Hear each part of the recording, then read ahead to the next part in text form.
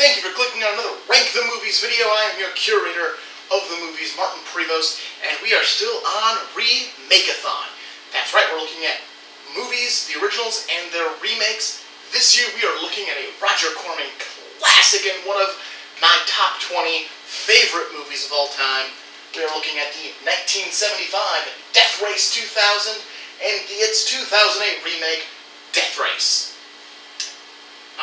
I've said it, the 1975 version, it's in my top 20. I think it is a great friggin' movie.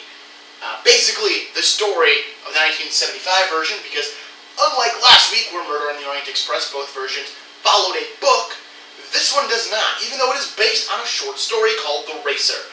The short story is actually pretty interesting. I've read it before.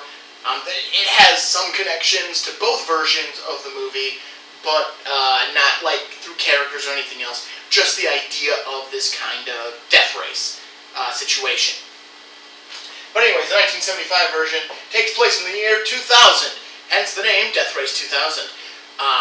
Earth is in a post-apocalyptic kind of reconstruction under the guise of Mr. President, and basically Mr. President controls the U.S. He has I want to say he's in his summer palace in China. This also might be Death Race 2025, which is the sequel to Death Race 2000. The sequel is bad. Never watch the sequel. It is bad. It's just bad. It's a bad movie. Don't watch it.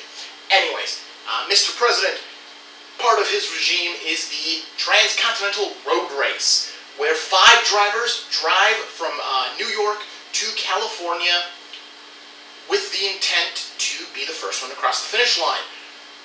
They score points by how long it takes them to get from point A to point B, and there are actually a lot of points. They stop every night for gas, to do repairs on the cars, and to get rest. So they get points for who's the first one to the first pit stop, who's the first one to the second pit stop, how long it takes them in the grand total, and they get points for murder! That's right, they get points for killing people, depending on the age. There's actually a great scene where they do a breakdown of the point system and how much each person is worth based on their gender and their age.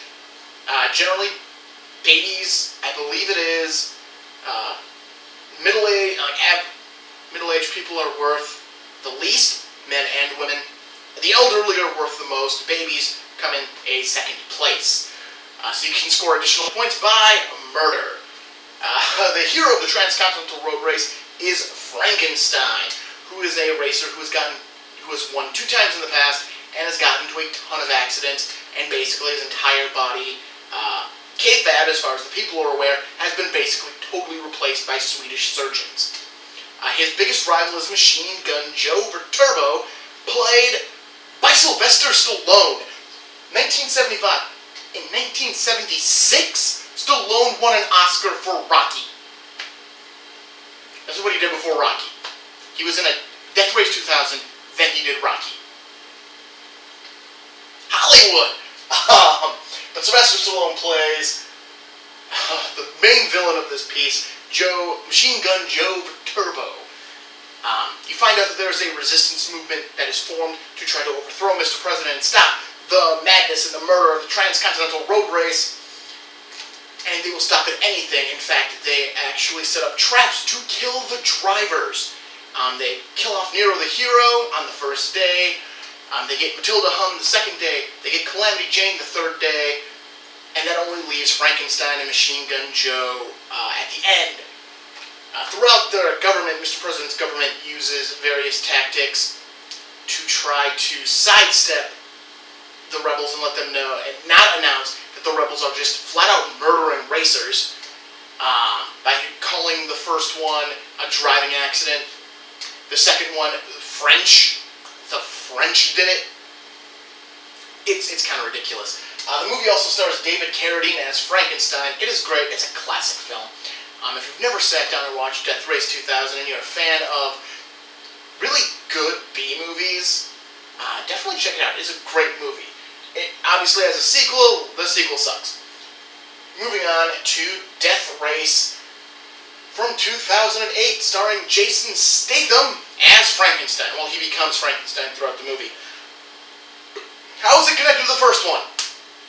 Well, there's a character named Frankenstein, there's a character named Machine Gun Joe, and it's about racing. I've covered all the connections. The sequel is about a death race, which is not called the Death Race. So, in the original, where it is the Transcontinental Road Race, so it has an actual realistic sounding sports title, you now just have, it's just Death Race. It's called the Death Race. It's the Death Race.